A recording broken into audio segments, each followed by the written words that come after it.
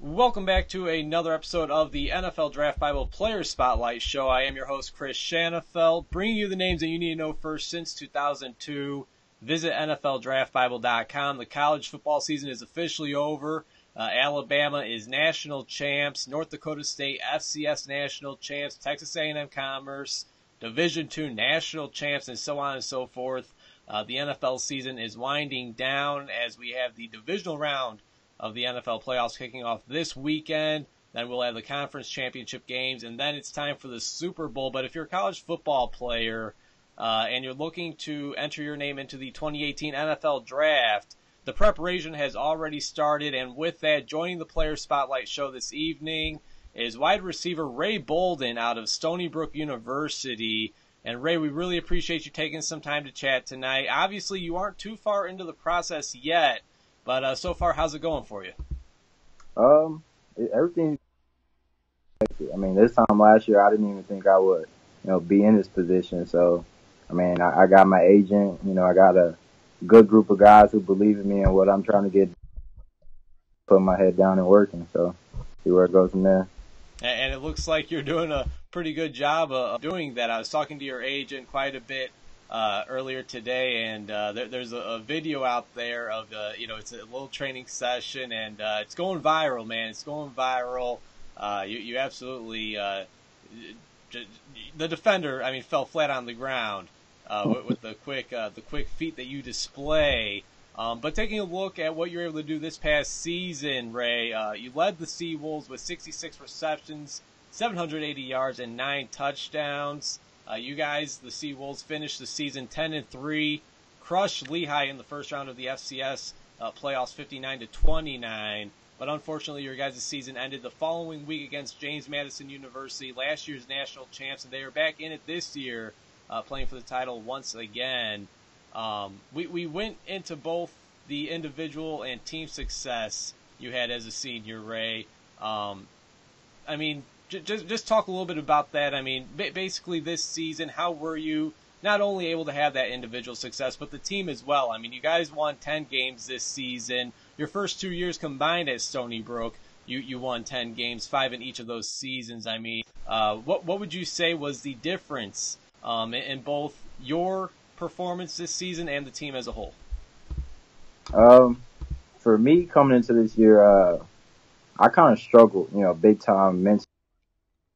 My sophomore year, I came in, almost had 60 catches, first team all conference, and then my junior year, didn't go how I think anyone playing, my coaches, myself, and so, I was looking for a way to pretty much restart myself, and I came to the conclusion that I wanted to just get rid of, the ego and expectations that, come with, being a football player. And I think I reached a point where I understood, it wasn't about me. It was bigger than myself, and I just wanted to get back to enjoying the game. And once I felt, it was genuine for me, I tried to resonate that throughout my team, and guys pretty much bought in from top to bottom. And we all talked about holding each other accountable from the 6-year senior to the walk-on freshman. And once we hit the ground running and everyone bought in, things just started happening for us. Now, for those who don't know, Ray, your collegiate career actually began at Moore Park College, where you were first team All-Northern Conference with 60 catches, and those went for 5 touchdowns. Then you sat out the 2014 season before landing at Stony Brook. Talk about that season you had off in 2014. Throughout that time, did you ever think that you had played your last snap, and how did you ultimately get back on your feet and land at Stony Brook? Yeah, I definitely thought, that was going to be the end, even though it was things that were kind of out of my control.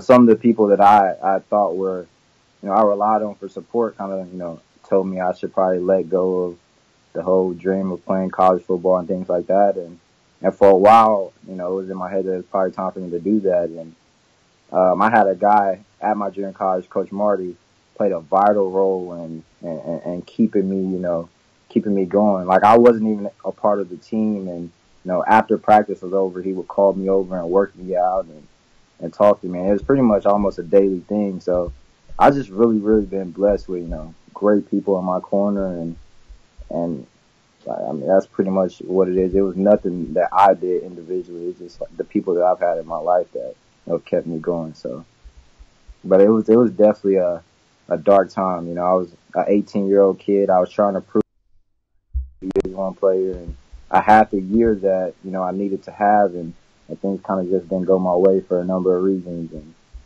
so.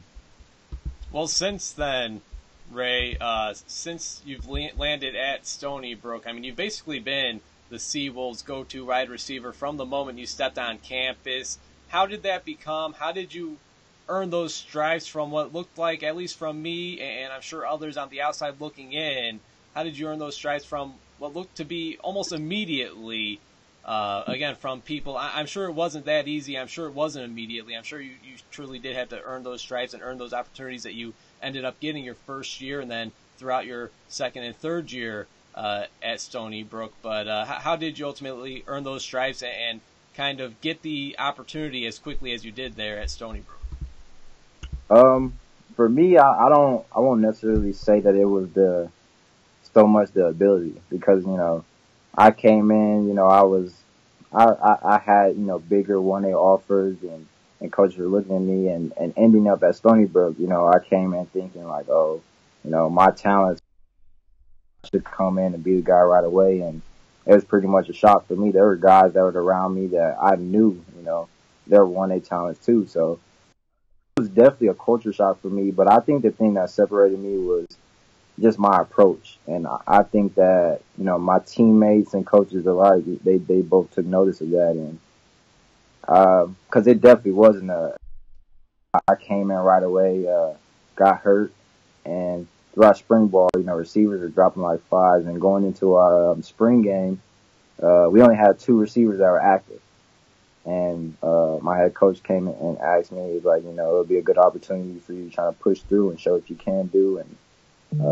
that's pretty much what I did. And we had our meeting at the end of the spring, and he said that spring game showed him that I had the ability to go out and make plays, because throughout spring ball I really wasn't effective. I didn't show what I could do because I was hurt the entire time, and it's pretty much one specific moment, and I guess how I time and not really getting too down on myself, and my coach took notice, and kind of just once I hit the ground running. Well, you mentioned you were kind of surprised at the overall talent that team had when you first got there, and I'll tell you what, one of the more bigger names that you've probably played with at Stony Brook, Victor Ochi, man. I was able to see him live a couple years ago at the East-West Shrine game, and he quickly turned into one of my favorite players watching him there at Stony Brook, and obviously had a really big week at the East-West Shrine game, but that's neither here nor there. But moving on, I mean, keeping with the talent talk, but talking more so about the conference, I mean, over the years, Ray, the CAA has produced some of the more impressive talent and prospects in all of the FCS, and it's really turning into one of the top conferences in the country. What was it like to go up against some of the elite talent the CAA has to offer week in and week out? Oh man, it was fun. It really forces you to approach each game. When I'm in practice, I'm thinking about what's this guy going to be trying to do to me, this upcoming week. Every week for me, it was a matchup, and I wanted to often than not. I was going up against I feel some of the best corners, I'm probably going to end up seeing, and I feel, some of these guys will probably go on and have NFL careers. Guys like Najee Good, I loved going up against him 3 straight years, and he pulled the best out of me. So, and they're talent in this conference. And me being from the South, I came up here thinking, these guys don't play football up here. And like I said, it was pretty much a culture shock, because you see these guys about football just as much as we are. So. Yeah, you're from the state of Texas, and as everybody knows, that's the big state right there when it comes to football. And I see you have the smile on your face there. I mean, being from Texas and spending 3 years in New York, I mean, talk about that change of scenery there for you, Ray. Was it hard to adjust? Oh, definitely, especially at first. It's so many different, cultures, and it's just a completely different lifestyle. Even though I'm not actually in the city, people here for me are just, it was like I said, it was a culture shock just for football. the lifestyle was as well. And at first I kind of struggled to get acclimated with everything, and that also played a factor in football. But once you and you find your people and figure out what you want to do and who you are, especially in college, like that's part of the process. Things kind of just start happening for me, and once that came together, football came together, and the rest is history. And here I am now. Yeah, the rest is history indeed. Again, we're chatting with 2018 NFL Draft prospect Ray Bolden, the wide receiver out of Stony Brook University, here on the NFL Draft Bible Players Spotlight Show. Don't forget you can check out this interview as well as more NFL Draft material at NFLDraftBible.com. Ray, I know it's probably always been your dream. I'm sure it's the dream of most college athletes that go on and play the game at the collegiate level, despite whatever level of football it is. I mean, high, big time Division I, whether it's FCS, D2, D3, whatever. I'm sure it's just about any college athlete's dream to go pro in their respective sport at some point. When did it hit you? It sounds like, at the start of the interview, it sounds like it wasn't really until this past year, but I'll let you tell us. When did it hit you that you had a legit shot at furthering your playing career and getting a look at the National Football League or just pro football in general? I think it started at the end of my junior year. Not so much from my production and what I had done, but my receiver coach, Coach Everett, who's helped me grow. He would kind of slip up and say, at the next level when you're doing such and such, and I noticed he cut himself off. So I figured, he's seen something in me, and he played Division I football at South Florida, so I know he was around guys who, maybe were able to take that next step. And so, as time went on, he kind of started talking to me more and more about it, and that's my kind of real. He saw it in me, I'm sure he's heard something or he's seen something in me that he thought maybe I had an opportunity. So, I mean, that's not really what drove me this year. Like I said, my senior year, it was special solely because I finally understood that, it was no need for me to chase individual things. And I really did fall in love with the game over again because, I started approaching the game like that. And I looked up at the end of the year and, agents were calling and people were asking me if I was interested in the next level and things like that. So, and that's just kind of how it worked out. Well, obviously, Ray, we probably wouldn't be chatting if it wasn't for your agent, Aaron Gordon. What was the agent selection process like for you, and how did you decide that you were going to sign with Aaron and his agency? At first it was kind of stressful. I had a lot of guys in my ear throughout the year, and when I ended up breaking my foot, the last game against Maine, those guys kind of vanished. And I mean, I understand it's a business and rightfully so, but at that point I was kind of just in limbo, and I honestly wasn't too worried about it. And I just kind of started training everything, and I had spoken to a couple agents, but like I said, it's a business, and I really didn't feel like we would have a genuine relationship. A lot of guys were straight asking me, how's the foot? Can you show me video of you running?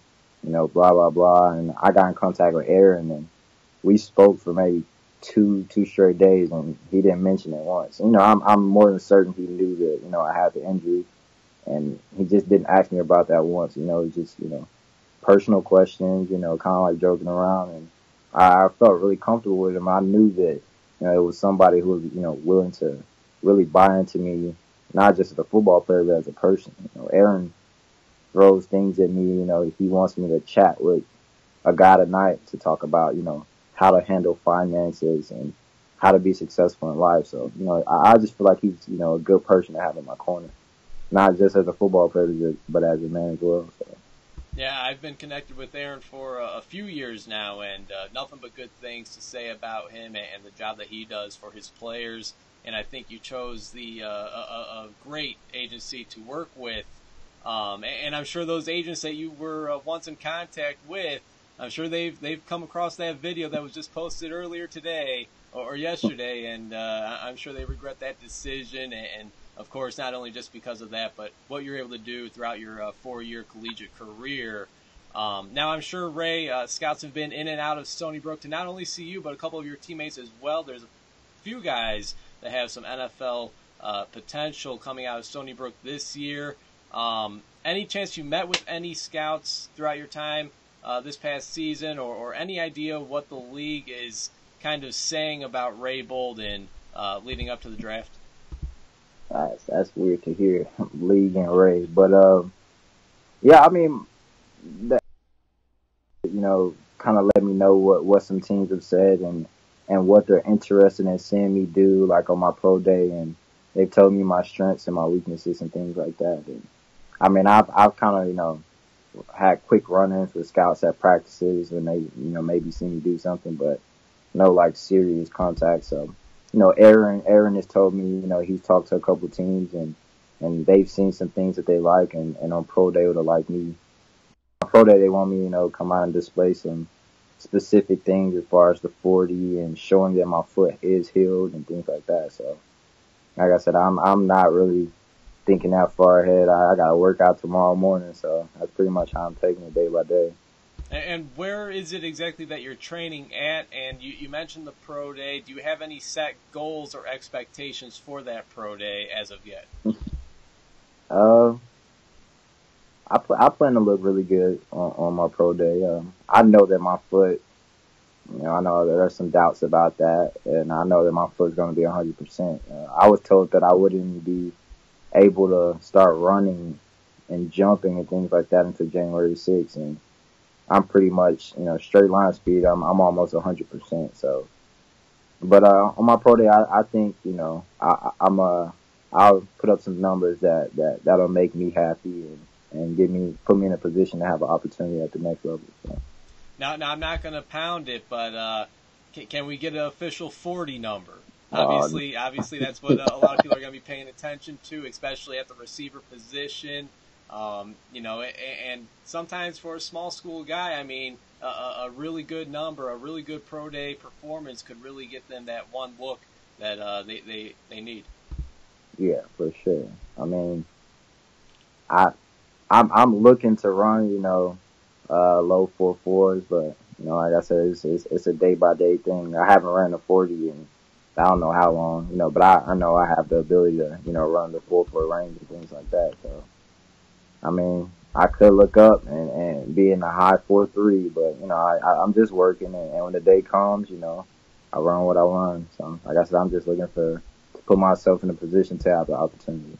And obviously, come pro day, I mean, there's going to be guys that have you clocked all over the place, whether it's a 4.4, maybe even high 4.2s, 4.3s, and then there's going to be guys that have you in the 4.6s and so on and so forth. But I see Stony Brook, the athletic website, has you listed at 5'9", 165. Is that accurate? My weight's back up, but it's not far from it. Yeah. Okay. All right. And this is a question I always like to ask all of the players we have on the Player Spotlight show, Ray, and that is, if you had to choose one game out of your collegiate career for a scout to go back and watch, do you have one specific game in mind? Yeah. This past year, the Richmond game. I like that, and my coach came in and talked to me after the game. He just seen a lot of what I could do, the ability to catch a ball in traffic and take a shot. A lot of timing concepts, 7-step in breaking routes, quick outs, 2 touchdowns that game, beating press, things like that. So I think that was probably my best game, performance wise. And I think that my numbers actually matched what I did. There's a lot of times that, a guy could have put the film on and he didn't look too good. So I feel that was probably one of the best games of my career. And what about as a wide receiver, what do you feel separates you from some of the other guys in this year's draft class? Honestly, I used to say it was my route running. While that is, probably the best part of me, I think it's my ability to just soak up everything. I don't learn from a guy who's played in the league or seeing a clip of a high school kid and seeing, some efficient move that he uses. I'm just a sponge, and I really am a student of the game. And I'm just I don't really have that ego or pride or, I love taking coaching. So, I mean, I don't like being complacent with things. So if I see someone has something that I could, put in my toolbox, I'm more than open to using it. So I think that's what separates me the most. I'm definitely a sponge. And you kind of have to have an open mind. I think at any position, whether you're watching tape on, right now, here you are getting ready for the NFL draft, whether you're watching tape on the college freshman or a high school senior or somebody in the pros. I mean, Yeah. at the end of the day, if they're making plays, and that's all that matters. And that kind of goes for the whole competition level. A lot of people might look down at you, Ray, because you played in the FCS, although you did play in one of the top conferences in the FCS and the CAA. A lot of people might say, you're going to get that small school label thrown at you. And Yeah. again, not that it really means much. If you could play, they'll find you. But you say you're like a sponge. You could take things from different people's games and add them onto your own. Who are a couple of those pro players that you like to watch and try to model yourself after? You obviously have your Jerry Rices and things like that, but a guy that I really, really love watching it and try my best to kind of, play with that fire, but in a more like even kill way was Steve Smith. Like I really love the way, he broke defenders down and kind of played with that fire. I mean, I can't say I'm nearly as aggressive as that, but I really enjoy how he approached the position. So that's definitely probably my favorite player ever watching play football. Are you a talker on the field? If has there been any good smack talk Uh, matchups between you and any DBs? uh, I'm not much of a talker. Like I notice when guys, come at me at first, I kind of just like laugh it off or give a smirk, and it kind of just ceases there. You don't want to constantly be chatting with a guy who has nothing to say back to you.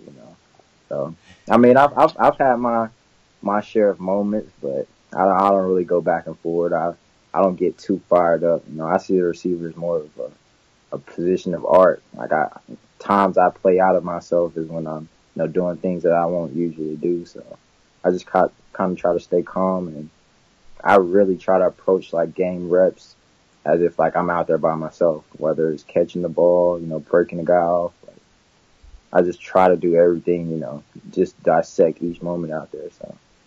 Well, not a bad choice choosing Steve Smith. I think, at least in my opinion, the greatest wide receiver under 6 foot, and certainly made a lot of plays throughout his NFL career, both with the Panthers and even towards the end there with the Baltimore Ravens. Final question for you, Ray, and then we'll let you go. Really do appreciate you taking some time this evening. It's a question I end all my Player Spotlight Show interviews with. And that's, let's say we have all 32 NFL general managers tuned into this very interview, listening to Ray Bolden speak and talk about his collegiate journey, getting ready for the NFL draft. Why should they want the wide receiver out of Stony Brook University, Ray Bolden, part of their organization? I feel like I just bring a certain love to the game, and I'm a guy that I know that teammates want to have around, and I just try to do, everything that's right as far as, what I can do to help the team and things like that. So I just, try to be as selfless as possible. And then if it means for me to come out there and produce in any way, whether special teams, offense, whatever it needs, I'm willing to get that done and do it selflessly. So. And I assume Stony Brook will be having their own pro day. Is that right? I mean, I know there's a lot of talent coming out of Stony Brook this year. Will Stony Brook have their own pro day, or will you be going elsewhere to showcase your talent? Yeah, Stony Brook's having our own pro day, and it should be, majority of teams out there because we, our left tackle Timon, who's definitely a highly touted prospect. He had an injury during the year, so I know scouts are going to be coming out to the pro day to see, how he's recovered from that. So, but I mean, there has been talk of me, maybe going and doing it elsewhere, but I definitely plan on doing it at Stony Brook. All right, sounds good. Well, Ray, really appreciate you taking some time this evening. Congratulations on what was a very successful and impressive collegiate career. I know it didn't necessarily end the way you wanted to, but I gotta think getting an again with the injury, it stopped you from playing in the FCS playoffs. But I gotta think, help leading your team go as far as they did this season. Meant a lot to you. And again, really appreciate you taking some time this evening. Hopefully we keep in touch, and wishing you all the best, man. I appreciate you having me, my man.